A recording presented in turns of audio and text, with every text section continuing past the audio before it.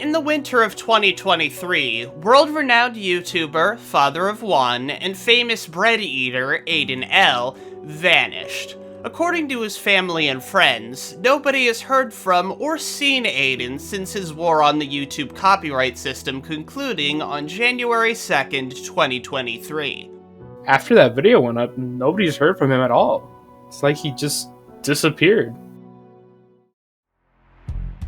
On March 26, 2023, a mysterious video hit the internet, claiming to have content edited by Aiden himself in it. When interviewing the creator of the video, Pika Tyler, he had this to say. I was talking with him while he edited it, but never any face-to-face contact, only over text. It was around this time that local police began to suspect foul play. On April 12, 2023, a SWAT raid was conducted on Aiden's now seemingly former home, with no sign of him or anyone associated with him. Tons of items were cataloged, with the most interesting of which being a mysterious disc that seems to be a never-before-seen, unreleased video. This is what we found.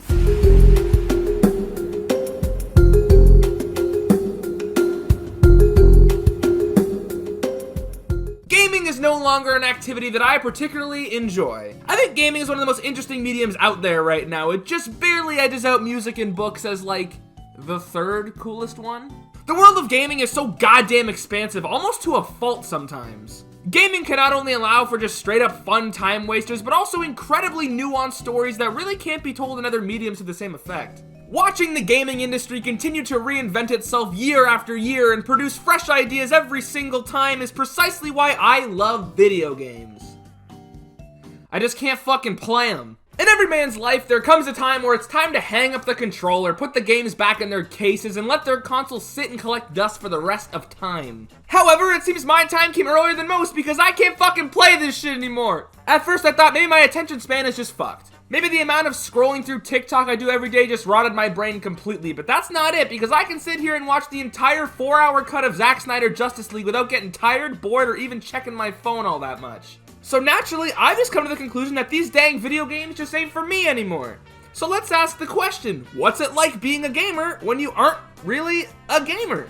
Well, it's kind of weird, because I can go the whole day running errands and roaming the streets and whatnot with the mentality of, when I get home, I'm hopping on the game and making some real progress. And then I get home and catch war flashbacks the second I even think about touching the controller. And look, I'm not just going to try and sit here and tell you that I'm just completely done with video games or whatever, because I can sit and play my little baby games whenever it's for content. Like, I can stream Mario Maker and Minecraft to my heart's content. Okay, fine, you! What? I can swing around on Spider-Man when I want to clear my head, and I can catch a fucking dub on Fortnite any day of the week.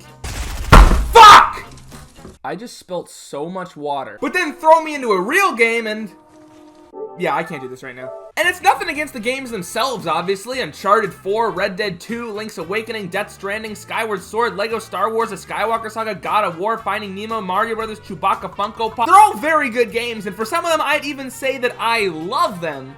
But you can't get me to beat them. Wanting to play video games but not being able to play video games is honestly fucking miserable. I always feel like I'm seeking some kind of validation from the gamer gods, hoping they'd send me down something that would knock my pretty little socks off and get me to play a real damn video game. And recently, I got 2 of those. In the same month. The Super Mario Brothers movie came out, so I took my little cousin to go and watch a stupid-ass kids movie. I saw God! I walked into this theater with my popcorn and my overpriced $6 movie theater water, with ice, expecting to sit down and watch a dumb kids movie. But I got something better. I got a stupid baby movie. The Mario movie made me feel like a kid again, and not in the way that every Marvel movie is allegedly supposed to do, but in the way that I genuinely felt real childlike wonder for the first time since I discovered vodka. The movie has no plot, no smart character writing, bad needle drops, abysmal pacing, and almost nothing unique or original about it. But it played the Mario Super Show theme and I got to point at stuff again. It's really hard to praise the Mario movie without sounding like @Mario and Bluey fan 64 on Twitter saying some shit like Mario and Luigi getting the Power Star on the big screen was exactly why this movie is peak fiction. Because I tend to think my taste in cinema is at least like somewhat respectable. These days, I tend to seek out movies with genuine artistic substance to try and heal my broken soul. I like to shy away from most of the new slop releasing from the bigger studios in favor of low-budget, independent, avant-garde cinema like Cocaine Bear. But like, when Gusty Garden Galaxy started playing during the credits, I think I cried a little bit. I always hate it when a new movie comes out and it's secretly a little bit bad, but that crowd of overly positive people will always tell you, oh, it's actually pretty good if you turn your brain off. Because if I have to actively not think about a movie while watching it, then it's quite literally failing as a piece of entertainment. That being said, I did not turn my brain off when I saw the Mario movie, as it was turned off for me by the power of nostalgia. I didn't want to go in and turn my brain off, but then I sat in the theater and halfway through I was just like, dude, it's Mario! I love this movie because it just made me feel happy again in what is quite possibly the darkest period of my life to date. Charlie Day as Luigi is genuinely an unfounded cure for depression. I'm not fucking around. And you might be thinking, well, that's great and all, but what does a movie have anything to do with you being a gamer? Because damn it, I went home, set up my consoles, and played so much motherfucking Mario. Super Mario Galaxy, Mario Kart 8 Deluxe, Mario 3D World, Super Mario Sunshine, Super Mario Maker 2, Super Mario's colonoscopy. Whoa! This movie got me Mario pilled, man, bumping those Mario tunes, man, got me straight up saluting Shigeru Miyamoto saying, yippee, wahoo, because holy fuck, man, I forgot video games can be fucking fun. I feel like a caveman who just discovered there are other things to drink besides water, because holy fuck, man, rekindling with my own childhood this hard has me dead-ass emotional. Like, not to be a little goober baby man, but some of these games are straight up beautiful and have me reconsidering my own existence at the right moments. They may be little games for children, but when you're as deep in the pits of despair as I am, having Mario re-enter your life as a reminder of how happy things can be feels like an old friend re-entering your life in the sweetest way possible. And it's a really weird sensation too, because it's not like I ever stopped playing Mario games. I have a whole podcast show, that's all I fucking do. But rediscovering why I play Mario games is an unforgettable experience for me and helped me in one of my darkest times to date. Like, holy shit!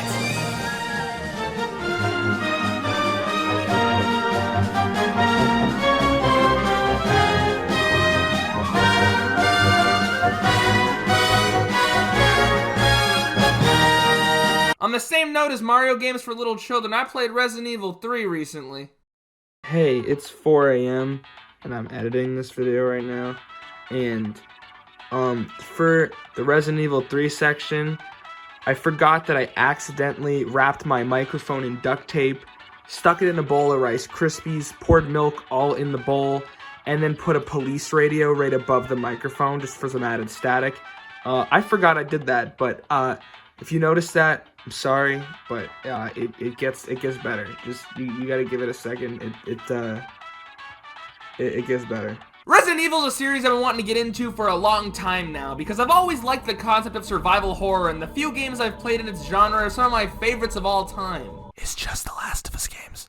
Last summer, I began my journey with Resident Evil with the very first game in the series. And I gotta say, man, I got stuck and stopped playing forever. The game itself was great, and I see why a lot of people love it. I myself would even say I loved what I played. It's got a creepy atmosphere, an interesting story, and a unique style of gameplay. But throwing my fragile gamer ass into this game that requires real brain power is just God giving his weakest soldier their strongest battle. But the beautiful thing about these games is that you can kind of just jump around wherever. It's like Fast and Furious. So technically, my first full Resident Evil experience was 2020's Resident Evil 3 Remake. And normally, most people would follow up that sentence with because it was super cheap or because the 4 remake wasn't in stock, but nah man, I did this shit on purpose. I didn't take much from my time with the first game, but I definitely took a big liking to Jill Valentine. And not in like a weird, creepy incel way, like look how hot she is, look at her ass. But in a way where I was like, damn, that's a cool character design. It's like Boba Fett, but for women. I don't know anything about her, but damn, she looks cool. So I wanted to play a Jill Valentine game that actually met my speed instead of making me think, so I went on Amazon and I bought RE3 Remake. And it certainly had its effects. Before I started this game, I was very worried that I had just blown $20 real on yet another piece of plastic that would do nothing but fill up an average amount of shelf space for the rest of time. But I fucking loved it. See, I still haven't touched anything else in this series, so I don't know if this is baby's first Resident Evil or not, but man, I was smiling my way through all of this shit. This shit had me loving life, man. The game is so cool, man. It has a badass girl boss protagonist. The game's fucking beautiful. The story's engaging. It's got some really great scares all throughout. Oh my god.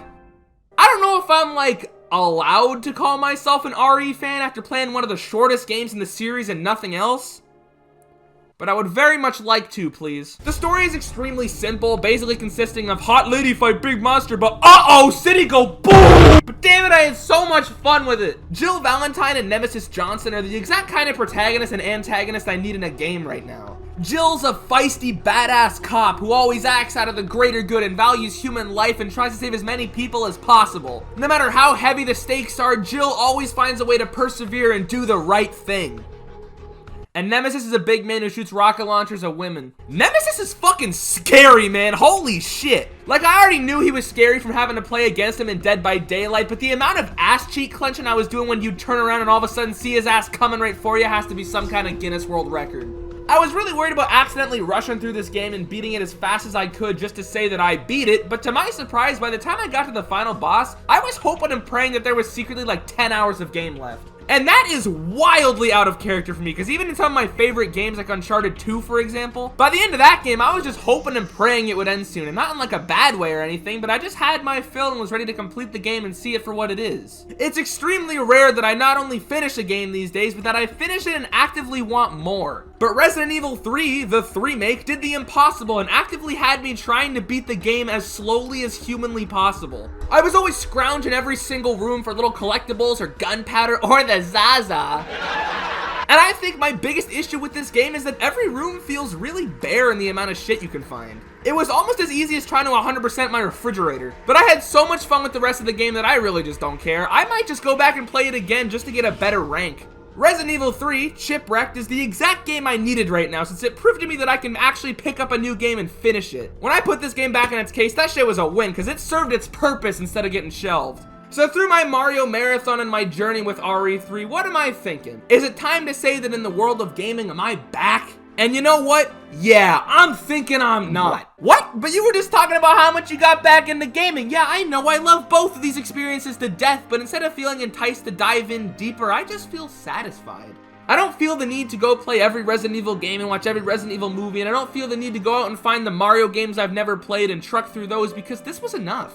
These games prove to me that just because I'm not actively playing 20 games at once and spending countless dollars on new games and DLC packs doesn't mean that I've fallen out of love with video games. It's just become a more passive love. Beating RE3 and playing those Mario games for something besides content showed me that I can go back and play video games whenever I want. I was just overthinking like crazy.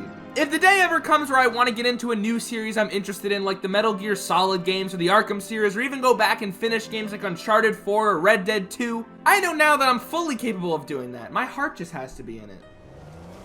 No, I lied, I still can't do it.